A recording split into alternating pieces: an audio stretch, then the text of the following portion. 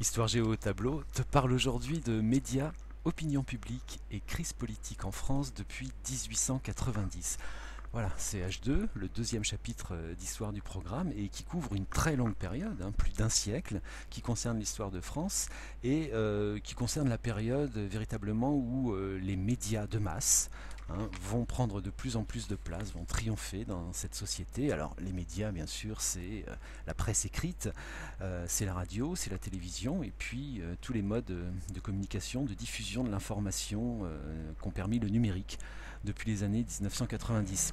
Alors, dans l'introduction à une composition sur ce sujet, il ne s'agit pas de définir par tiroir ce que sont les médias, puis l'opinion publique, puis ce qu'est une crise politique. Il faut, dans l'entrée en matière, insister sur les liens très étroits qui existent, dans la mesure où ces médias, bien sûr, informent les citoyens, et de la même contribuent à la formation de cette opinion publique, l'ensemble des convictions, des valeurs, des jugements d'une société. Et c'est aussi pourquoi les pouvoirs politiques sont très très attentifs aux médias, qu'ils tentent d'ailleurs d'influencer, de contrôler. Et puis c'est lors de ces crises politiques, dans ces moments critiques, où un régime est mis à l'épreuve, que se nouent des relations complexes entre les médias, l'opinion, le pouvoir. Voilà, donc il faut que cette introduction fasse apparaître les liens complexes, je viens de le dire, qui unissent ces trois notions. Alors, la problématique sur ce chapitre, eh bien, elle s'articule bien évidemment autour du rôle des médias. Alors, quel est le rôle des médias? C'est la question donc principale que l'on va poser, mais il faudrait essayer de l'élaborer un petit peu plus en insistant, en disant, pardon, que bon, bien sûr, les médias se font l'écho des crises politiques, mais aussi s'interroger dans quelle mesure ces médias peuvent contribuer au déclenchement d'une crise politique, dans quelle mesure ils peuvent aussi parfois l'accentuer. Voilà, les médias ne se contentant pas de refléter la crise politique, donc il faudra aussi insister dans la problématique sur ces deux aspects. Voilà, donc pour illustrer le rôle des médias, on va choisir dans le développement quelques crises politiques emblématiques. Alors attention, le but d'une composition sur ce sujet n'est pas de décrire en détail le déroulé événementiel de ces crises, mais justement de se servir de ces crises pour montrer, en restant sur la problématique donc, et montrer justement que le rôle qu'ont eu ces médias lors de ces crises. Voilà. Pour ce qui est du plan, on va adopter un plan très classique, qui va être un plan chronologique qui s'impose quasiment vu l'étendue de la période qu'on a étudiée. Et ce plan va s'articuler autour des innovations techniques qui ont permis la diversification des médias. En clair, chacune des parties va être consacrée à l'avènement d'un média particulier. Et c'est ainsi que, dans un grand 1, que j'intitule L'âge d'or de la presse écrite, nous nous intéresserons à la période qui court de 1890, le début de notre programme, jusqu'en gros à la veille de la Seconde Guerre mondiale, 1939. Voilà. Et donc nous allons voir dans une première sous-partie sur cette presse écrite qu'il s'agit d'une presse d'abord dynamique durant cette période et d'une presse qui est très diverse. Voilà, les deux aspects développés dans ce grand A autour de l'âge d'or de la presse écrite. Alors, les Français sont les premiers lecteurs de journaux au monde en 1900. Ça, c'est un élément important à souligner. Alors, ça tient à plusieurs choses. On pourra rappeler, même si on est en dehors de notre sujet, qu'en 1880 sont votées en France des lois sur la presse qui vont permettre une liberté d'expression quasi totale, qui permettent également ce qu'on appelle une presse à bon marché, c'est-à-dire en clair une presse que chacun peut s'offrir parce qu'elle est pas chère, comme son nom l'indique. Et cette presse à bon marché est une promesse de la République, de même manière que l'alphabétisation, par le biais des lois républicaines sur l'école, permet d'augmenter le lectorat de cette presse. Il faut ajouter également qu'il y a des progrès techniques importants qui sont réalisés dans cette période et qui vont permettre une diffusion massive de la presse. C'est vrai, des progrès dans l'imprimerie, les rotatives, des progrès également dans la reproduction des photographies qui rendent les journaux plus attrayants. Et vous pouvez noter aussi ces quelques chiffres qui rendent compte de ce dynamisme. En 1914, en France, existent 300 quotidiens différents. Voilà, il y a 300 titres qui paraissent tous les jours en France, au niveau national ou au niveau régional.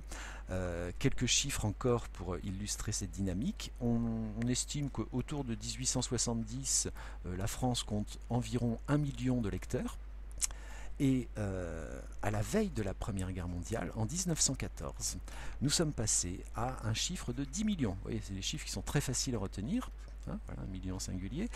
10 millions en 1914, et ça illustre cet attrait, cet intérêt des Français pour la presse.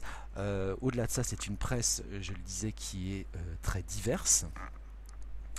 Il y a d'abord une grande presse qu'on peut qualifier de presse populaire, une presse donc qui s'adresse au plus grand nombre et qui n'a pas d'orientation politique particulière. Le meilleur exemple de cette presse populaire au début du siècle, c'est un journal qui s'appelle Le Petit Parisien.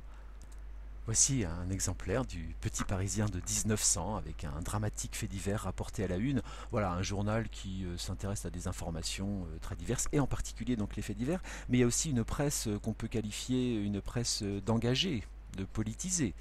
On parle parfois aussi d'une presse tribunicienne qui en France est un petit peu dans l'héritage de cette presse qui naît au moment de la Révolution française, hein, très polémique, et qui prend fait et cause pour certaines idées politiques qui sont débattues à cette époque.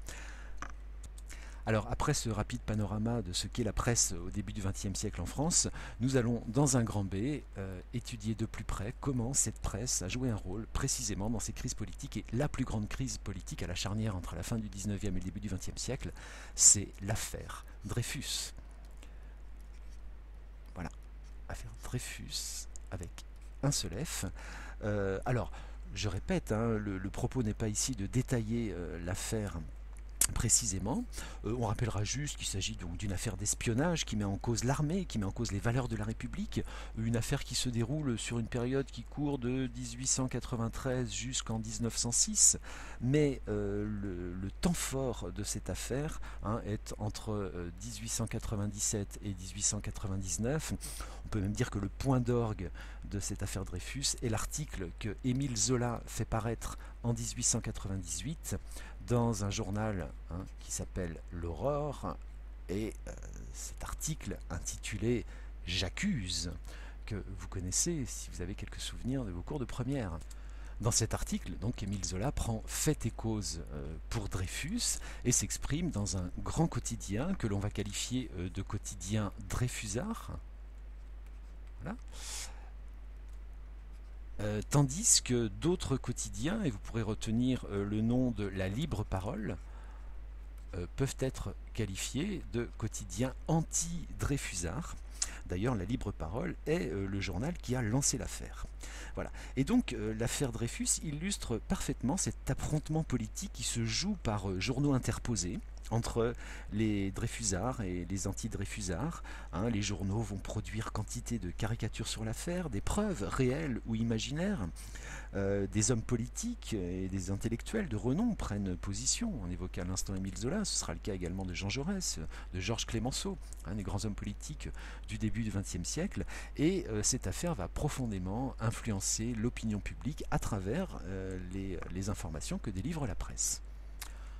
On peut aussi illustrer le rôle que joue la presse écrite dans ce début du XXe siècle à travers un autre moment fort, une autre crise politique, et ce sera l'objet du grand C ici, qui se joue le 6 février 1934. Là aussi, un événement qui a été évoqué dans vos cours de première. Je rappelle que le point de départ de cette affaire, c'est un scandale politico-financier, dit scandale de Stavisky, qui est révélé par la presse, d'ailleurs par, et vous pourrez noter son nom au passage, le Canard enchaîné, cet hebdomadaire qui existe toujours, hebdomadaire satirique, paraissant le mercredi et qui, dans sa longue histoire, a révélé un certain nombre de scandales politiques. Voilà. Et donc ce point de départ, la révélation de ce scandale, entraîne, dans un contexte d'antiparlementariste et de poussée des ligues d'extrême droite, une grande manifestation qui dégénère le 6 février 1934. Donc, la presse écrite joue un rôle important dans cette affaire car elle va exciter les passions avant et après le 6 février. Je vous montre deux documents qui sont révélateurs du rôle de cette presse écrite. Voici tout d'abord la une du quotidien Le Populaire, le 7 février 1934, qui rend compte de cette manifestation qui échoue. Le Populaire est un journal qui porte la voix de la SFIO, le Parti socialiste français à l'époque, donc engagé à gauche, et qui annonce cette manifestation comme un coup de force fasciste, tout en se réjouissant de son échec. Et le même jour, le quotidien L'Action française, qui est un journal au contraire qui soutient les ligues d'extrême droite, titre sur Après les voleurs, les assassins. Les voleurs, les assassins, eh bien, c'est le personnel politique, ce sont les députés qui sont accusés d'avoir fait tirer sur la foule dans cette journée du 6 février 1934. Voilà. Donc cette affaire révèle, je le disais à l'instant, encore le rôle que joue la presse dans la formation de l'opinion publique. Néanmoins, nous sommes 40 ans après l'affaire Dreyfus, le contexte médiatique est différent. Il y a une forme d'érosion du lectorat. Une érosion du lectorat que vous pouvez noter qui est liée essentiellement à une perte de confiance de l'opinion publique vis-à-vis de la presse suite à la censure qui a eu lieu pendant la Première Guerre mondiale. Vous pouvez signaler aussi cette censure que l'on qualifiait parfois de bourrage de crâne. Voilà, et qui fait douter de l'opinion publique sur la crédibilité de la presse. Bon, néanmoins, cette presse est toujours très présente, elle reste très politisée. C'est une presse qui utilise de plus en plus la photographie. Et puis, à titre d'exemple, il y a un journal qui va connaître un grand succès dans cette période des années 30, c'est le journal Paris Soir, qui publie quotidiennement à 2 millions d'exemplaires. Ce sont des tirages énormes. Paris Soir s'appuie beaucoup pour attirer le lectorat sur l'utilisation de la photographie. Et puis pour terminer, il faut évoquer aussi que cette érosion de la presse dans les années 30, elle est liée à l'apparition d'un nouveau concurrent. Ce concurrent, c'est la radio, qui connaît un succès croissant dans les années 30. D'ailleurs, en 1934, elle est présente au moment de cette manifestation, elle est accusée d'être au service du gouvernement. Voilà, donc l'apparition de ce nouveau média, pour nous, est un moyen tout trouvé de faire le lien avec la suite et d'aborder dans le grand 2 maintenant, une partie que l'on va appeler le temps de l'audiovisuel, pour marquer l'arrivée en France de nouveaux médias, donc audio, il s'agit évidemment de la radio, mais l'audiovisuel, ça tient compte également de la télévision. Donc ce grand 2 court sur la période, en gros, depuis 1939 jusqu'aux années 1990. Quelques précisions sur l'essor de ces nouveaux médias dans un grand A qui va s'intituler tout simplement De nouveaux médias. Voilà, donc on évoquait en transition donc, le succès croissant dans les années 30 de la radio. En 1930, on estime qu'il y a en France autour de 1 million de postes de radio.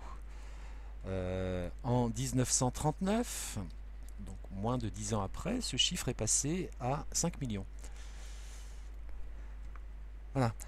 Donc forcément, cette radio elle concurrence de plus en plus la presse écrite, même si il faut rappeler que la presse écrite domine encore l'information jusqu'après la Seconde Guerre mondiale, jusqu'au début des années 60. La diffusion de cette presse écrite augmente de 1940 jusqu'aux années 60. Elle se diversifie également, il y a l'adoption de nouveaux formats comme le News Magazine, des formats hebdomadaires, vous pouvez citer par exemple l'Express qui est un grand hebdomadaire d'information, ou le Nouvel Observateur, un petit peu dans la même veine, qui recopie des journaux nord-américains, ces journaux d'information qui apparaissent en France, donc après la Seconde Guerre mondiale. Et puis après les années 60, cette presse écrite globalement est en crise. La presse populaire est en déclin, le nombre de titres diminue, la presse régionale a tendance à se concentrer. On peut relier cette crise de la presse écrite dans les années 60 à l'essor de la télévision, qui est vraiment le phénomène marquant des médias après la Seconde Guerre mondiale. La télévision donc, qui apparaît timidement en France dans les années 50. Je vais vous présenter un petit graphique qui rend compte de cette augmentation. Ce graphique qui rend compte en pourcentage du taux d'équipement des foyers français en téléviseurs, et on voit très bien comment cette courbe part de zéro au milieu des années 50. connaît un départ assez timide, avec même un petit recul au début des années 60, mais véritablement, vous voyez que cette décennie, de 1960 jusqu'au début des années 70, marque l'arrivée du téléviseur dans de très très nombreux foyers français. Au début des années 70, le taux d'équipement est autour de 75%. Si vous voulez des chiffres plus précis, en 1958, au tout début de la télévision, on compte 1 million de postes en France. Un chiffre aussi facile à retenir. En 1958, donc, pardon, je le répète, et 10 ans plus tard, fin de la décennie 60, on estime qu'il y a environ 10 millions de postes télévisés en France. Le taux d'équipement des foyers, on le disait, de 75%. Donc retenez quelques-uns de ces chiffres pour illustrer cette croissance phénoménale de la télévision. Cette télévision, elle propose des émissions qui forment l'opinion publique, des émissions de débat politique. C'est aussi une période qui correspond au retour au pouvoir du général de Gaulle en 1958, vous voyez, au moment où la France commence à s'équiper, et ça va nous permettre d'aborder maintenant, dans la sous-partie suivante, le rôle particulier de Gaulle à plusieurs reprises au cours de crises politiques. Donc on va appeler cette seconde partie de Gaulle, maître des médias, pour les raisons qu'on va donc évoquer maintenant. Donc De Gaulle, maître des médias. Pendant la Seconde Guerre mondiale déjà, qui est une crise politique majeure bien sûr, on parle de guerre des ondes, ondes radiophoniques, entendu, autour de cette guerre à distance que se livre la France qui collabore avec l'Allemagne à Paris. Donc vous pouvez noter par exemple le nom de Radio Paris, qui est une radio qui émet en français mais qui est aux ordres des Allemands. Une petite ritournelle circule à Paris pendant l'occupation, Radio Paris-Mans, Radio Paris-Mans, Radio Paris est allemand. Tandis que le général de Gaulle, depuis Londres, s'exprime sur les ondes de la radio publique britannique, la BBC. Voici une affiche qui date de l'occupation et qui dénonce le général Micro, c'est le surnom donc, que la France de Vichy donne au général de Gaulle, qui dénonce le rôle de Vichy, et vous voyez, par une propagande assez primaire. On voit ici le visage de Gaulle qui est masqué derrière ce micro, on reconnaît sa casquette de général, et cette affiche sous-entend en clair que le général de Gaulle est le porte-parole et s'exprime au nom des Juifs qu'on aperçoit ici en second plan, caricaturé avec donc la manière dont on les représentait dans les années 30. Mais vous voyez, cette affiche, elle rend compte de la propagande et en clair de l'inquiétude qu'éprouvait le gouvernement de Vichy vis-à-vis de cette influence que pouvait exercer le général de Gaulle depuis Londres à travers la radio. Alors, si l'appel du 18 juin 1940 a été peu entendu, parce que beaucoup de Français ne connaissaient même pas le général de Gaulle à l'époque, les discours suivants du général, et de la même manière que l'émission Les Français parlent au français, sont de plus en plus écoutés de manière clandestine par les Français pendant l'occupation. Et à ce titre, on pourra souligner le rôle important que joue la radio dans la formation des opinions publiques lors de cette guerre. Et puis, à la Libération, la radio va être nationalisée, va être épurée, de la même manière que les journaux qui ont collaboré avec l'occupant allemand vont être épurés. Et puis, toujours dans cette partie qui traite de Gaulle, on peut évoquer donc également le retour au pouvoir du général de Gaulle à partir de 1958 et la manière dont de Gaulle va user des médias pendant la décennie qui suit. On peut dire que les conférences de presse que donne le général de Gaulle à la télévision sont des spectacles médiatiques rituels. Il joue de sa prestance, de sa faconde également pour parler aux Français à travers la télévision. En 1962 a lieu un référendum où de Gaulle demande aux Français de se prononcer sur la manière dont doit à l'avenir être élu le président de la République. Et en 1962, lors de ce référendum, un journaliste à l'époque parle déjà de télécratie, c'est-à-dire le pouvoir donné à la télévision, tant il lui semble évident que les Français ont voté oui sous l'influence des discours du général de Gaulle à la télévision. Et jusqu'en 1968, On va l'évoquer dans la partie suivante. On peut dire que la radio et la télévision sont étroitement contrôlées par le pouvoir. De Gaulle a parfaitement compris, depuis la Seconde Guerre mondiale et la BBC, l'importance que pouvaient avoir les médias et l'intérêt qu'avait le pouvoir politique à contrôler ces médias. Ce qui fait que dès la fin de la Seconde Guerre mondiale, sous différents noms, ces médias audiovisuels vont être sous le contrôle de l'État. Retenez au moins le nom de l'ORTF,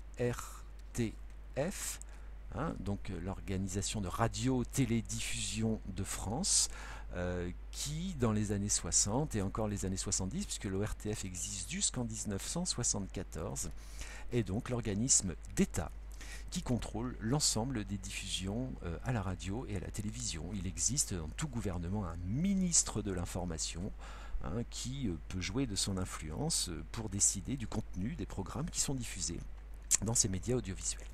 Voilà. Et puis, dans ce contexte, arrive une autre crise politique majeure sous De Gaulle. Cette crise, c'est mai 68. Qu'on peut qualifier dans le sous-titre de crise majeure. Là aussi, le propos n'est pas d'évoquer en détail mai 68. Vous avez déjà entendu parler de ce moment très important dans l'histoire contemporaine de la France. Une crise qui débute par des manifestations, grèves étudiantes, et puis qui très rapidement va devenir une crise sociale généralisée, avec presque 10 millions de grévistes en France, et qui se transforme rapidement en crise politique. Au cours de cette crise, les médias en France donc, ont un rôle majeur, même si la presse écrite passe au second plan, tout simplement parce qu'il y a des grèves, et puis néanmoins, elle arrive plus ou moins à diffuser, mais on ne peut pas considérer que ce soit la presse écrite qui soit le média principal de cette crise de mai 68, d'autant que cette presse est également concurrencée par des moyens écrits alternatifs, de très nombreuses affiches, des tracts sont diffusés dans Paris. Je vous en présente un qui est tout à fait en lien avec notre sujet.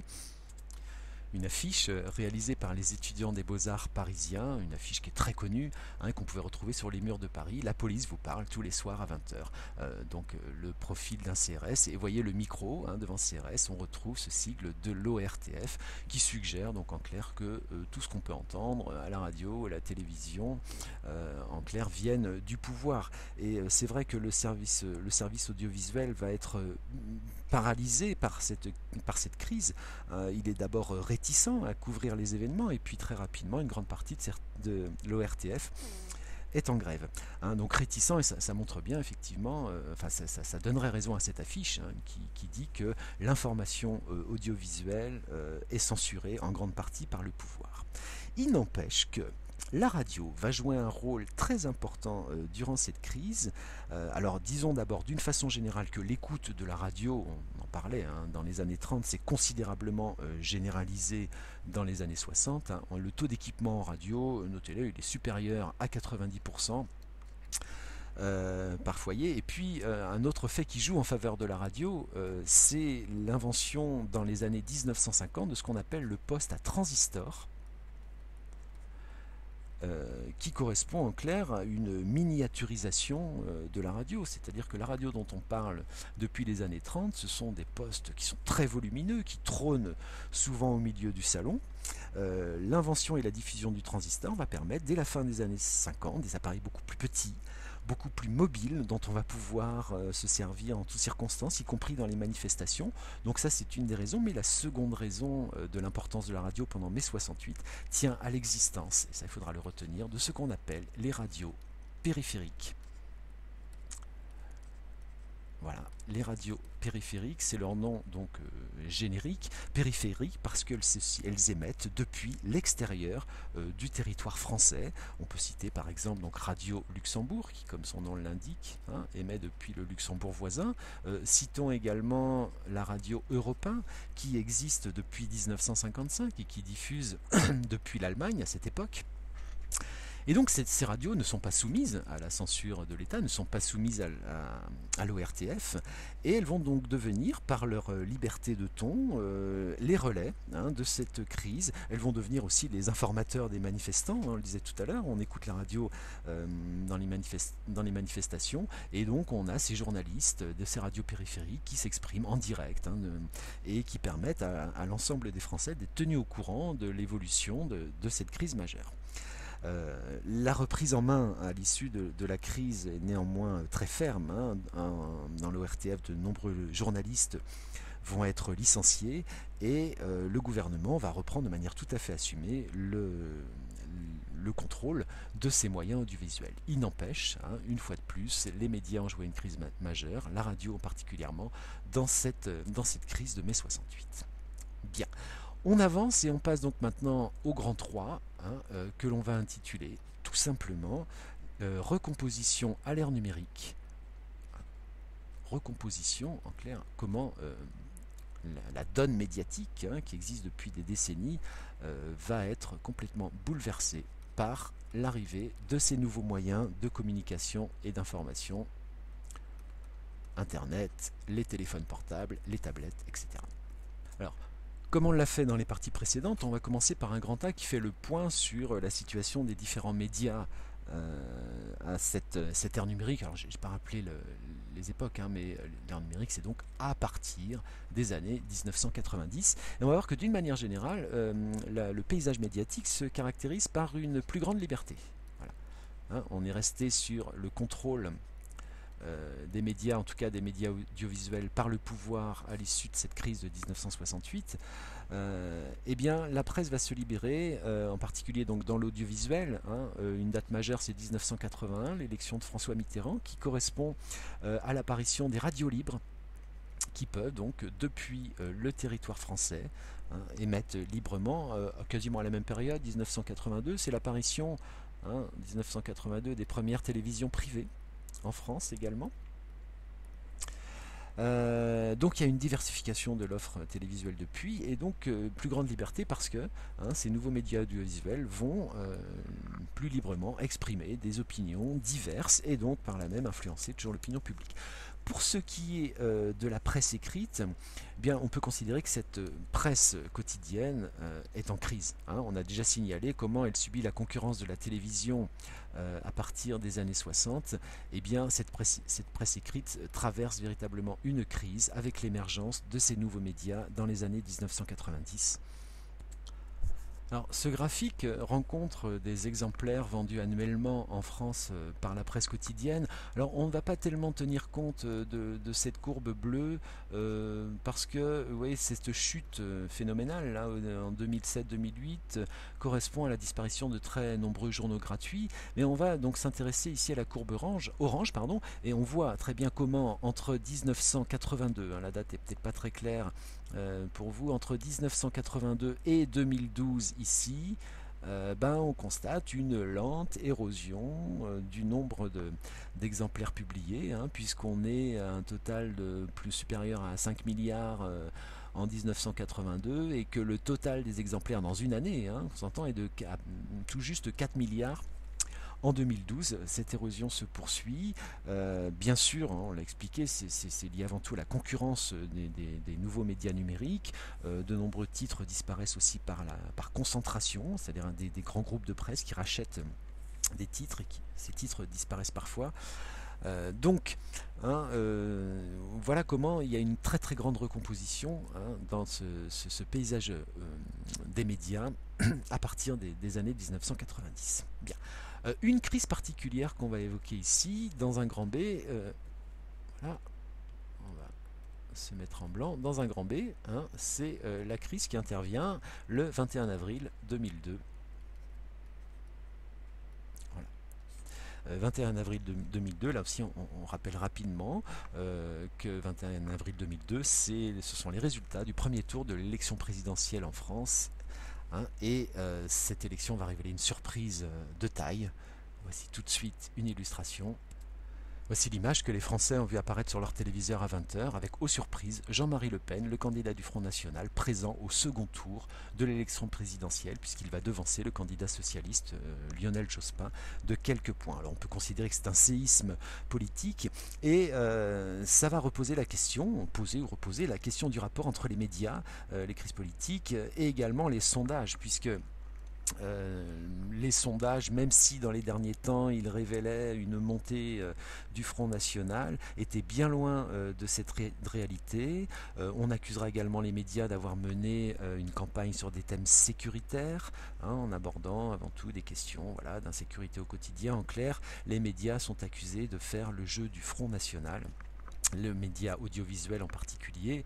Et puis 2002, c'est aussi le début de l'apparition des médias numériques, et c'est ce qu'on va donc évoquer en particulier dans le grand C, que j'intitule la nouvelle donne numérique, ou comment tous ces nouveaux médias ont véritablement bouleversé le paysage médiatique traditionnel. Donc la nouvelle donne numérique, ça se traduit par la banalisation d'Internet dans les années 1990. On estime qu'en France, en 2000, il y avait moins de 10 millions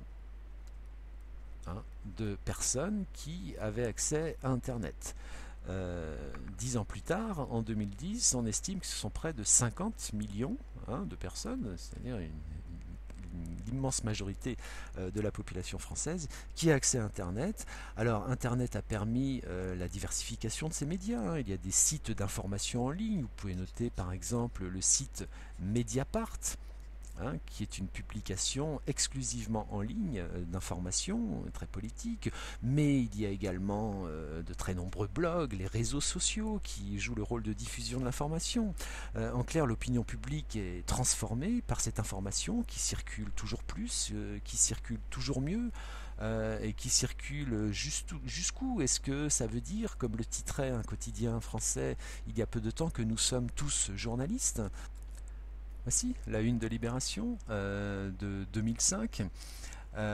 Donc le monopole des médias sur l'information est battu en brèche. On peut lire la manchette de ce journal, c'est sûr. Néanmoins, beaucoup d'informations font le buzz, beaucoup d'informations sont reprises sans être vérifiées. Il y a un mélange avec les opinions personnelles. En clair, est-ce un authentique travail de journaliste? Est-ce que les informations sont vérifiées? Bon, on peut critiquer et apporter beaucoup de nuances à cette question. Tous journalistes, ne pas oublier que le journalisme est une profession qui s'apprend, qui nécessite des compétences, que l'analyse en profondeur est souvent plus le lot de la presse écrite que de la presse audiovisuelle. Et c'est une aparté que je vous conseille bien sûr de lire les journaux. Ok, ça noircit les doigts, mais ça éclaire l'esprit. Alors, dans la conclusion sur ce thème, on peut, bien sûr, en reprenant notre problématique, lorsqu'on s'interroge sur le rôle des médias, essayer de statuer et se demander précisément jusqu'où les médias maîtrisent-ils l'opinion. Et à ce titre, reprenons l'exemple d'un référendum qui a eu lieu en France, un référendum en 2005 autour de la future constitution européenne. Lors de ce référendum, où on peut le dire l'ensemble des médias très majoritairement ont incité l'opinion publique à se prononcer par oui, eh bien les Français, dans une grande majorité, 55% d'entre eux, se sont prononcés pour le non lors de ce référendum. Et cet exemple tendrait à montrer finalement que on peut manipuler l'opinion publique à travers les médias. Dans tous les cas, les citoyens n'absorbent pas ce flux médiatique sans le filtrer, sans le décrypter. Les êtres humains ne sont pas des machines. Il y a des mouvements d'opinion, des mouvements sociaux qui parfois ne peuvent pas être indiqués, freinés par les médias. Et puis les médias sont rarement unanimes. Il y a une diversité d'expressions dans ces médias, tout comme on la retrouve chez les hommes politiques, chez les citoyens. Voilà, donc à nuancer. Et je vais m'arrêter là pour cette conclusion.